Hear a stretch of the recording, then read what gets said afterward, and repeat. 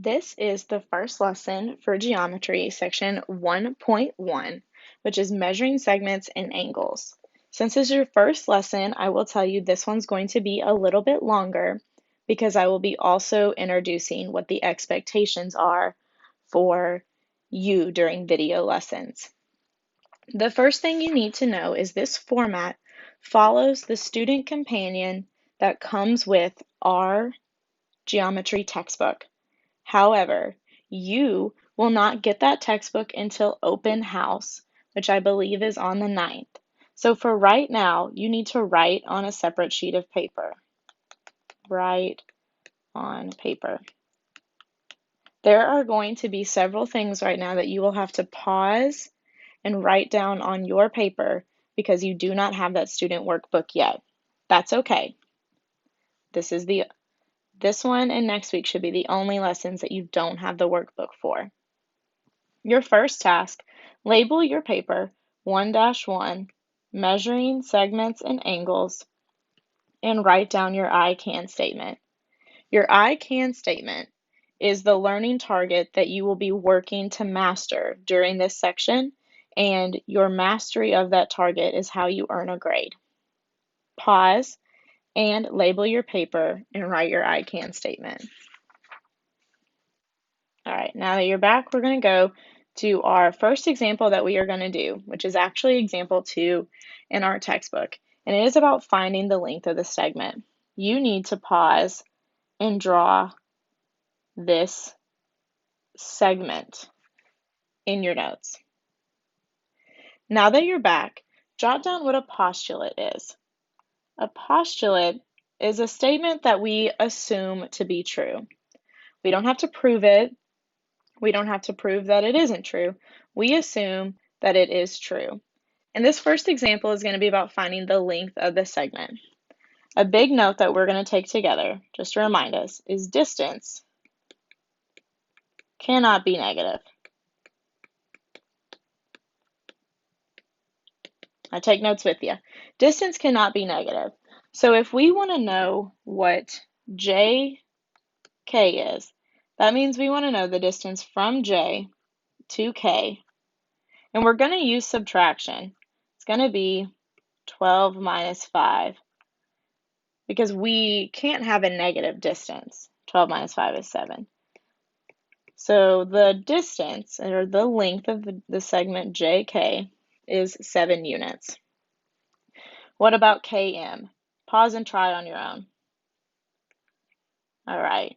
Hopefully we said KM.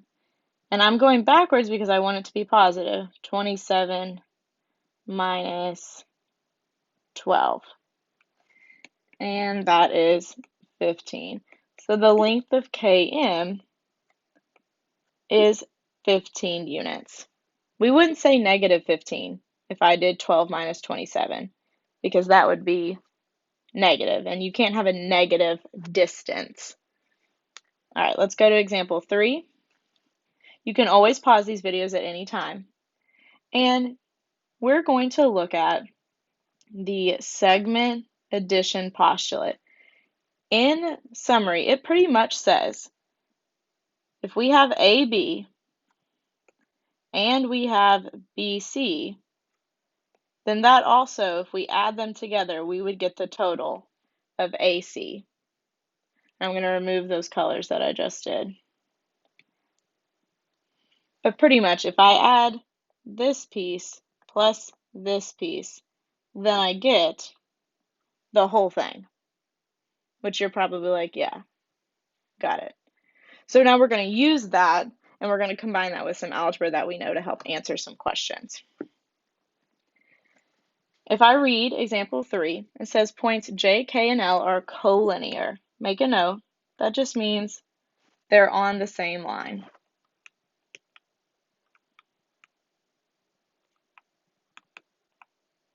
And that's important for us to know. So now we can assume that if I add the segments together, I'll get the full segment. It's telling us if JL is 25, what is N? And if we notice, we have JK, which is given to us as a 3N. And then we have KL, which is given to us as 5n minus 7. And it just told us that JL, which would be the whole segment, is 25. And we want to know what n is. So we're going to just piece this together like a puzzle. We are learning that JK, that segment, plus KL is going to equal the whole thing, JL. And now we can use what we know from algebra to substitute. JK had a value of 3n. KL had a value of 5n minus 7. And I'm getting that from our diagram that you do need to write down until you get your workbook. And the problem told us that JL had a value of 25. So now I can use algebra to combine like terms. 5n plus 3n is, that should be 8n. Minus 7 equals 25. Add 7 to both sides because I'm using opposite operations. 8n equals 32. Keep using that opposite operation to divide. And n has a value of 4. So take this information and try to do part B, where it asks you what JK and KL actually are. Pause and do that. So if we come back, we knew that JK was 3n. We now know that n is 4, so that's 3 times 4 if I substitute, and that would be 12. So JK is 12. KL was 5n minus 7. We now know that n is 4, so that's 5 times 4 minus 7. So that's 20 minus 7. So KL has a value of 13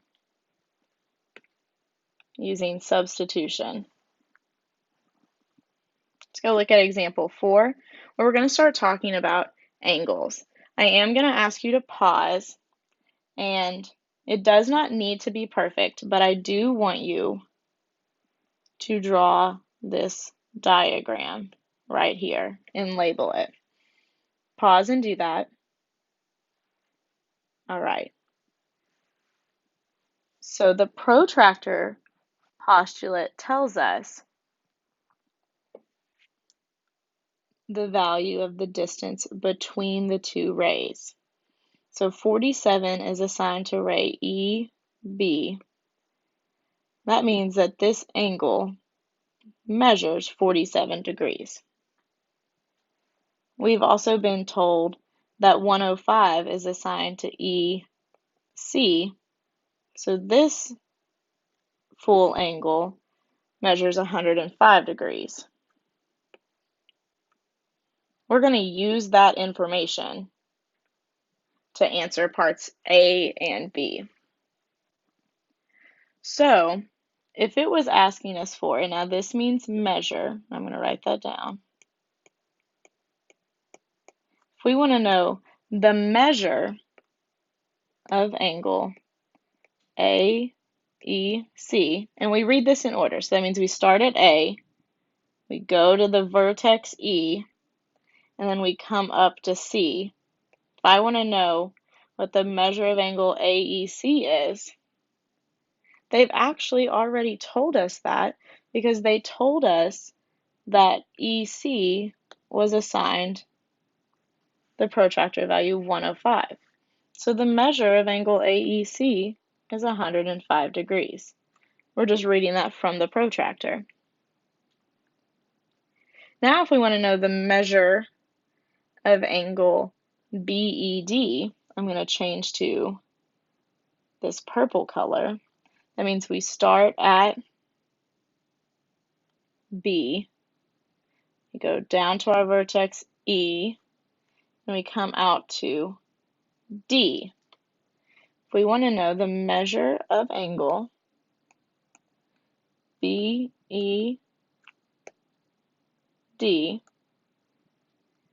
we're going to need to look at our diagram because we just want to know this part here. And from looking at our protractor, this is at 130 degrees. And do we know what this one is at? Yes, we know it's at 47. So we want the difference to find the middle. So 130 minus 47. Do that math. If you need to open up your calculator, there's nothing wrong with that. 130 minus 47. That'd be 83 degrees. Because we wanted to know from B to our vertex E up to D, which is this space between those two rays. Our last example does involve you to draw some diagrams. So pause and draw both diagrams. This is for part A, and this is for part B. All right, now that we're back, we are going to use what we know about angles to find missing pieces. The number one thing you are going to need to do in geometry is write down any information that they give you. So if part A is telling us that the measure of angle NOP, so I'm going to go slow, NOP, okay, is 31 degrees. So this distance is 31 degrees. And I'll change colors now. The measure of angle NOQ, so the whole thing, watch how I draw a line through the whole thing. This whole thing is 114 degrees. It wants us to find out what the measure of ROQ is. So just this little piece that you can see was already shaded in red. Here's a reminder of congruent angle symbols. If I remove the green little dot that I just drew, you can see that both of those angles have a little arc between them. Since they are both noted with that arc, that means they are congruent angles. So they have the same angle measure. We're trying to find ROQ, but this tells us that the measure of angle ROQ is equal to, and I'm going to run out of room, the measure of angle POR, whoopsies, POR, because they have congruent angle notation by having the same little angle arc. And that we want to find ROQ. So let's jot down the things that we know. I know that the whole angle is 114 degrees.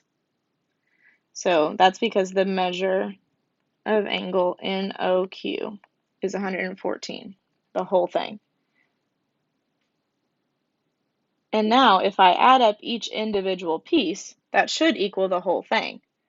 So if I add the measure of angle NOP plus the measure of angle POR plus the measure of angle ROQ, those three things would then add to be 114 degrees. Let's substitute the things we know. NOQ is 114. NOP is 31. And these two are the same. So that, let's use variables for things we don't know. So that's like x, and that's an x. But they're the same, so let's combine like terms to set that up as a 2x. We can now use solving equations to solve for x. If I subtract 31 to both sides, I would get 83 equals 2x. I divide by 2, and then I would find out that 41.5 equals x. X was representing the measure of those two individual angles. Therefore, to answer our question, the measure of angle ROQ is 41.5 degrees. Our next example deals with segment notation. And just like up here where we had the arcs that were telling us that the angles were congruent, we have segment lines that tell us that segments are congruent. So I'm going to kind of color these segments. Do you see how AB has 3 hash marks? That means it's congruent to the other segment that has 3 hash marks, which would be GE. AH has 2, which means it's congruent to anything that has 2 hash marks, which is HG. And then the things with 1 hash mark are all congruent. Congruent means they are the same measure. If we know that BC, this light blue, is 8 centimeters, that means that EF is 8 centimeters and FG is 8 centimeters. We should label the things that we know. I also know that AH is 11 centimeters, which means that HG is also 11 centimeters. That's the things I know from the diagram itself. Now let's read the problem. The figure in part B above, which is this dude. Suppose CD, I'm going to color him purple. Suppose CD is 11.5 centimeters. DE, different color, is 5.3 centimeters. And the perimeter, ooh, do we remember what perimeter means? The distance all the way around when we add up all the sides? If the perimeter of the figure is 73.8, so if I were to add all of these up, if I were to add all of them up, it would equal, ooh, don't need to write in a highlighter. If we added them all up, it would equal 73.8 centimeters. We want to know what is GE. Oh, so this little dude. But what is he congruent to based on his 3 hash marks? He's congruent to AB. So if we can find AB, then we would also know GE, which means we just have to add up all of these things. We know every piece besides 1, but we also know the total. So the total is 73.8, and if we add all of them up, that'd be 11. I'm going around 11 plus 11 plus 8 plus 8 plus 5.3 plus 11.5 plus 8 plus, oh, we don't know this last one. What do we use for things we don't know? Variables. Plus x. That's the thing we didn't know. Let's add all this up. Whip out your calculator, do that. I believe it's 62.8. Now we can solve. And we find that 11 is our missing side. So that tells us that segment AB is 11 centimeters. But that also means that segment GE, which is what we wanted to find out, is also 11 centimeters. And that answers our question. Rewatch this video as you need. Use it to do your practice assignments.